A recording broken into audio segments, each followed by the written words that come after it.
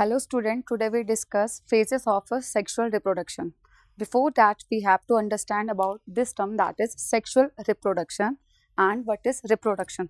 So let's start with what is reproduction. So reproduction is a process in which production of offspring या progeny similar to itself. इसका simple language में मतलब है बच्चे पैदा करना इज नोन एज रिप्रोडक्शन, या फिर जिस प्रोसेस से बच्चे पैदा होते हैं that process is known as reproduction.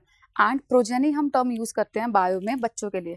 अब जिसका बच्चा होगा उसका बच्चा देखने में उसी की तरह होगा, जैसे कि हाथी का बच्चा देखने में हाथी की तरह होगा, गाय का बच्चा देखने में गाय की तरह होगा. तो रिप्रोडक्शन का मतलब क्या है? प्रोडक्शन ऑफ ऑफस्प्रिंग या प्रोजेनी बोल लो, सिमिलर टू इटसेल्फ. सिमिलर मतलब अपने जैसा बच्चे पैदा करने से known as reproduction. And let's start with next term, that is sexual reproduction. अब देखो रिप्रोडक्शन जो है, रिप्रोडक्शन का सिंपल मतलब हो गया बच्चे पैदा करना. अब रिप्रोडक्शन जो है वो दो तरह का होता है. एक होता है ए सेक्सुअल रिप्रोडक्शन, एक होता है सेक्सुअल रिप्रोडक्शन. ए सेक्सुअल रिप्रोडक्शन वो टाइप है जिसमें एक ही पेरेंट्स होता है. जैसे कि फॉर एग्जांपल तुमने पढ़ा होगा, जैसे कि बैक्टीरिया के केस में, बैक्टीरिया में क्या होता है, एक ही बैक्टीरिया डिवाइड करके, इस बैक्टीरिया में क्या होता है, बाइनरी फिजन होता है. ये टूट के एक बैक्टीरिया से कितने बन जाते हैं, दो बैक्टीरिया बन जाते हैं. तो इस केस में कितने पेरेंट्स है, एक ही पेरेंट्स है. यही है where in case of sexual reproduction, इस केस में दो पेरेंट्स होते हैं, दैट इज बाई पेरेंटल. जैसे कि मैं बात करूँ ह्यूमंस की, तो एक मेल होगा और एक फीमेल होगा. ठीक है, तो हम क्या पढ़ रहे हैं, रिप्रोडक्शन क्या होता है. रिप्रोडक्शन का मतलब होता है प्रोडक्शन ऑफ ऑफस्प्रिंग. ठीक है, नेक्स्ट रिप्रोडक्शन कितने टाइप का होता है, दो टाइप का होता है. एक होता है ए सेक्सुअल रिप्रोडक्शन, एक होता है सेक्सुअल रिप्रोडक्शन. दोनों में मेन डिफरेंस तो ये है कि ए सेक्सुअल में एक पेरेंट होगा, whereas in case of sexual reproduction दो पेरेंट्स होते हैं. जैसे कि हम इंसानों में एक मेल और फीमेल. अगर मैं वही सेक्सुअल रिप्रोडक्शन की बात करूं तो सेक्सुअल रिप्रोडक्शन में गैमेट्स की फॉर्मेशन होती है, और वहीं ए सेक्सुअल रिप्रोडक्शन में गैमेट्स नहीं बनते. अभी गैमेट्स क्या चीज़ है, गैमेट्स हमारी बॉडी की वो सेल हैं जिनका फ्यूजन होके आगे जाके नया इंडिविजुअल बनता है. ठीक है, तो अब हम स्टार्ट करने जा रहे हैं. हमारा जो मेन टॉपिक है that is phases of sexual reproduction. मैंने पहले दो टर्म्स क्लियर की, पहला रिप्रोडक्शन क्या होता है और दूसरा व्हाट इज सेक्सुअल रिप्रोडक्शन. अब आपको थोड़ा सा आइडिया हो गया होगा. ठीक है, अब हमारा मेन टॉपिक स्टार्ट करें, that is phases of sexual reproduction. तो सेक्सुअल रिप्रोडक्शन के जो फेजेस हैं उनको हमने तीन पार्ट्स में डिवाइड किया. The first phase is pre fertilization, the second phase is fertilization and the third phase is post fertilization. अब इनका मतलब क्या, देखो फर्टिलाइजेशन वो प्रोसेस है जिसमें मेल और फीमेल गैमेट आपस में फ्यूज होकर जाइगोट बनाती हैं. अभी मेल गैमेट किस में बनेगा, नाम ही बता रहे हैं, मेल गैमेट बनेगा मेल में, और फीमेल गैमेट किस में बनेगा, फीमेल में बनेगा. तो फर्टिलाइजेशन वो प्रोसेस है जिसमें क्या होता है, fusion of male and female gamete, male and female gamete, and result in formation of zygote, result in formation of zygote. अब मुझे बताना जरा, फर्टिलाइजेशन होने से पहले क्या चीज होना जरूरी है, फर्टिलाइजेशन होने से पहले गैमेट्स का बनना जरूरी है.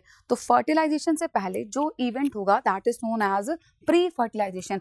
प्री का मतलब होता है पहले, तो फर्टिलाइजेशन से पहले जो भी इवेंट्स होंगे उनको हम क्या बोलेंगे, प्री फर्टिलाइजेशन. और फर्टिलाइजेशन के बाद जो भी इवेंट्स होंगे उनको हम बोलेंगे post fertilization. And what is fertilization, male और फीमेल गैमेट का आपस में फ्यूज होना इज नोन एज फर्टिलाइजेशन. और जब भी मेल और फीमेल गैमेट आपस में फ्यूज होंगे तो क्या बनेगा, जाइगोट बनेगा. अब आते हैं उससे पहले, फर्टिलाइजेशन से पहले क्या होगा, पहली चीज तो क्या बनने चाहिए, गैमेट्स बनने चाहिए. अब जिस प्रोसेस से गैमेट्स बनते हैं that process is known as gametogenesis.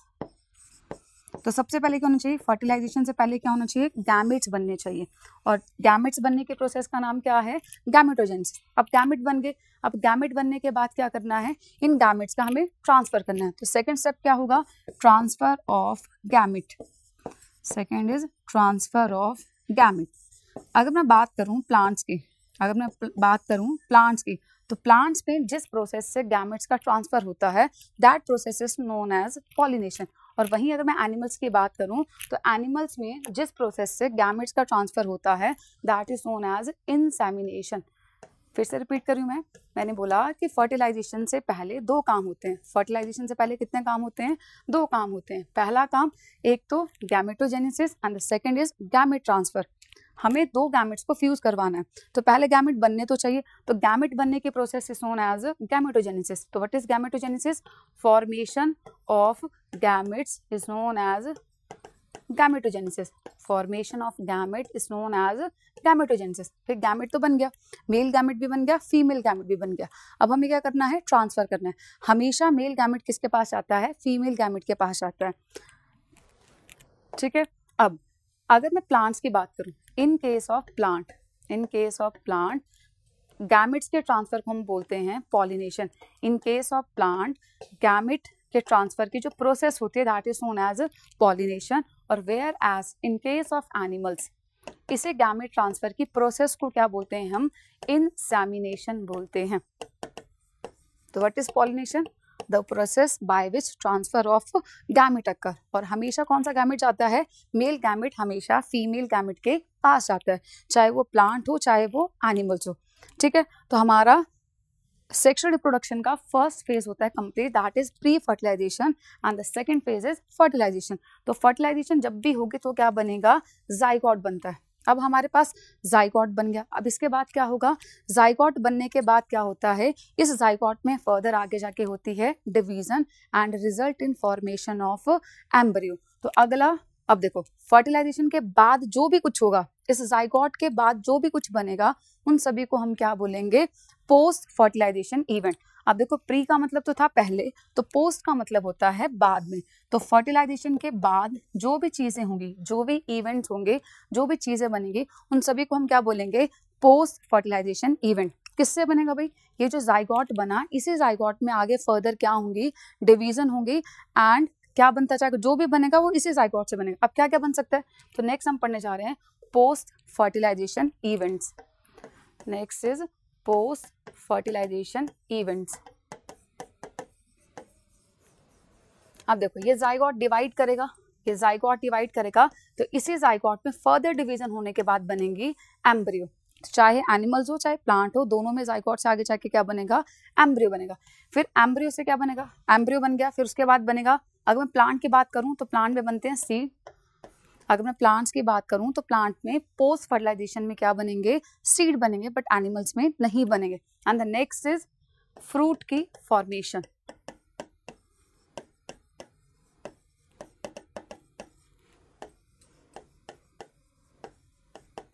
Complete.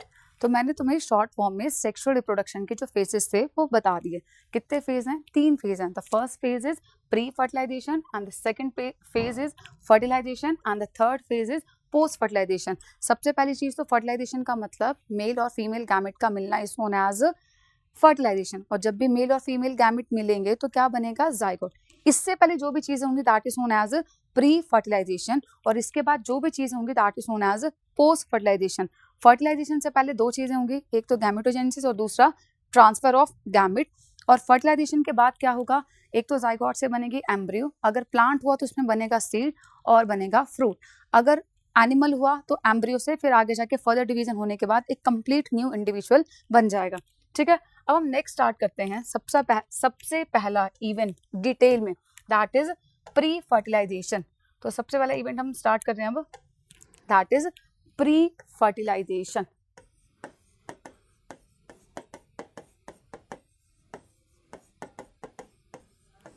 अब प्री फर्टिलाइजेशन में सबसे पहला इवेंट क्या था? गैमेटोजेनेसिस।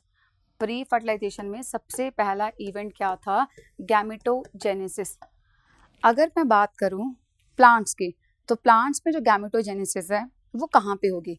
अब प्लांट्स भी अलग अलग तरह के होते हैं, जैसे तुमने पढ़ा होगा एल्गी, ब्रायोफाइट, जिम्नोस्पर्म, एंजियोस्पर्म। मैं रेफरेंस ले रही हूँ एंजियोस्पर्म का, ठीक है। तो एंजियोस्पर्म जो प्लांट्स होते हैं, जो एंजियोस्पर्म प्लांट्स होते हैं, उनमें गैमेट्स कहाँ बनते हैं मैं ये बता रही हूँ। रेफरेंस में किसका ले रही हूँ? एंजियोस्पर्म का। वैसे तो प्लांट्स बहुत डिफरेंट टाइप के होते हैं। अब एंजियोस्पर्म में गैमेट्स कहाँ बनते हैं? अब पहली चीज तो हमें ये पता होना चाहिए कि एंजियोस्पर्म में सेक्सुअल रिप्रोडक्शन कौन से पार्ट में होता है। तो देखो एंजियोस्पर्म एक प्लांट है। एंजियोस्पर्म क्या है? एक प्लांट, ऐसा प्लांट जिसमें फ्लावर्स आते हैं और सीड आते हैं। एंजियोस्पर्म का दूसरा नाम होता है flowering plant.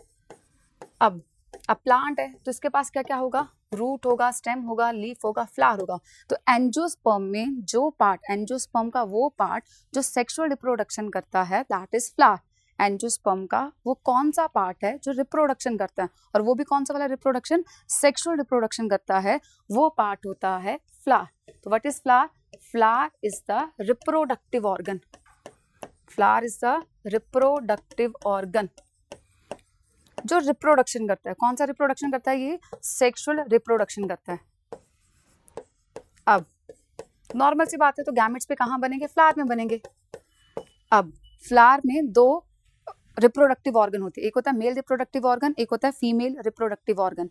Mail reproductive organ को हम बोलते हैं androecium and the female reproductive organ is known as gynoecium. अब जो एंड्रोशियम है उसके फर्दर आके जाके दो पार्ट्स होते हैं, ठीक है। एक होता है फिलामेंट, एक होता है हमारा फिलामेंट और एक होता है हमारा एंथर। तो इन शॉर्ट में तुम्हें ऊपर से बता रही हूँ कि हम पढ़ने जा रहे हैं कि प्री फर्टिलाइजेशन में सबसे पहला इवेंट क्या होता है? गैमेटोजेनेसिस। और गैमेटोजेनेसिस कहाँ पे होती है? अगर मैं एंजियोस्पर्म प्लांट की बात करूँ तो एंजियोस्पर्म में रूट, स्टेम, लीफ, फ्लावर होगा। तो फ्लावर वो पार्ट है जहाँ पे कौन सा रिप्रोडक्शन होता है? Sexual reproduction. तो उसी फ्लावर में किसकी फॉर्मेशन होगी? गैमेट्स की फॉर्मेशन होगी। अब जिस प्रोसेस से मेल गैमेट्स बनता है उस प्रोसेस को हम बोलते हैं मेगास्पोरोजेनेसिस। फर्दर उससे आगे बन जाएगा हमारा फीमेल गैमेट, और जिस प्रोसेस से मेल गैमेट बनेगा that is known as microsporogenesis.